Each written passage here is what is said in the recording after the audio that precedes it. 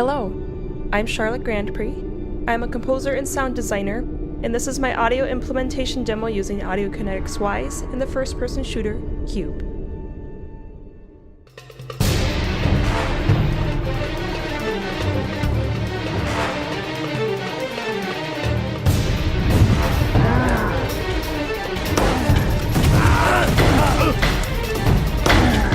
As I began this project, I wanted to keep a detailed asset list that I frequently updated to keep track of all of my audio assets.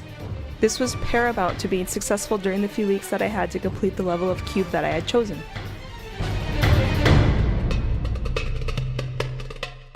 Before implementing all of my sounds, I adjusted the level's layout, ambience, and created a flow that would support the storyline that I would create with my score and audio. These adjustments included new triggers, lighting, number of monster entities, and textures throughout the level. I created multiple elements for the weapons, creatures, and items, placing them in random containers. Doing this ensured that there would be very little to no repetition of sounds. I was also able to customize the timing, pitch randomization, and probability of sounds for a more realistic effect.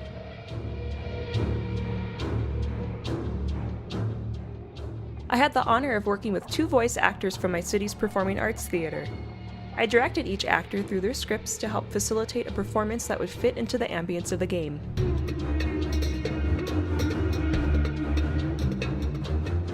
My favorite creature to work with was the Slith. I took the liberty of using my voice and my violin. I used extended techniques to get almost human-like screeches out of the violin, then used my voice to create a deeper, guttural layer underneath. I lightly EQ'd each layer and adjusted the pitch of each individually. I strategically used an exciter, coarse modulator, bit crusher, and reverb on each layer to get an edgier and more intense effect. For the ball, I created 4 layers with a vocal transformer on each to strategically create a fuller, deeper, and dissonant growl. I used an exciter once again to bring out more harmonics in each layer.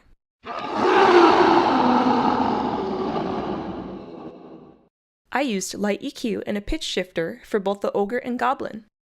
Both creatures have the most humanoid characteristics, so I directed my voice actors to give the ogre a beefier and bumbling personality, and the goblin a creepy yet slightly humorous one. Okay,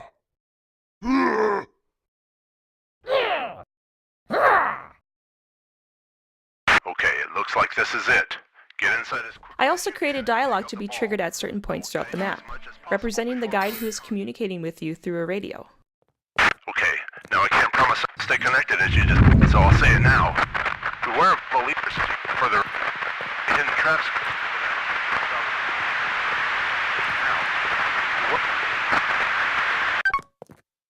I also have access to the theater scene shop. This was a gold mine when creating the sounds for the weapons, items, and the environment throughout the game. I created all of my weapon sounds with my own audio, with the exception of one sample within the fireball weapon. Each weapon was created in layers. For example, the rifle has mech, punch, noise, and blast within the initial shot. Following is the reverb tail, casings hitting the ground, and the charging sound of an old World War II rifle to match the looks of the one in the game.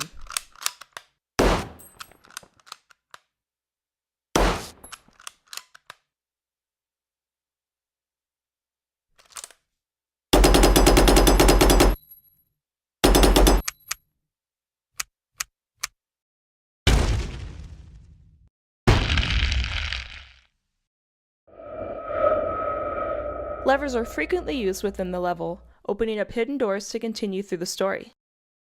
I used a rusty metal door and a sample from charging a rifle to create the lever. The rumble of the large stone sliding away was created with a rolling caster layered 4 times with sub-bass, pitch shift, reverb, and EQ. I created sounds for many of the retrievable items within the level using various sample libraries. I aimed to create sounds that would support the ethnic ambience that I was creating.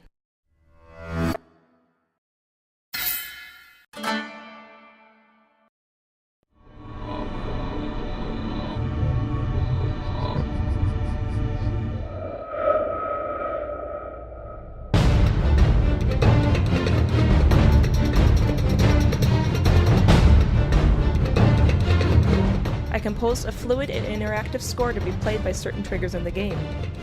For this level, I decided to compose music that would change as the player progresses through the story. As the player ventures along, the music goes through multiple different sections, each section fitting the current ambience, the location, and the current state of play.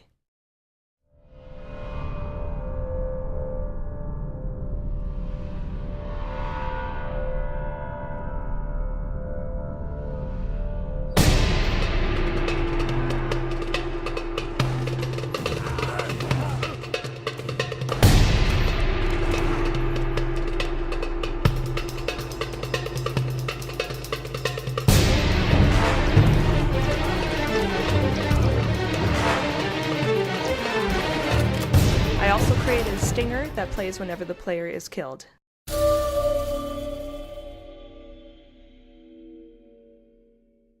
I used real-time parameter controls to create an alarm that would begin to sound once the player's health hits 50%. As the player's health decreases, the pitch and tempo of the alarm begin to rise.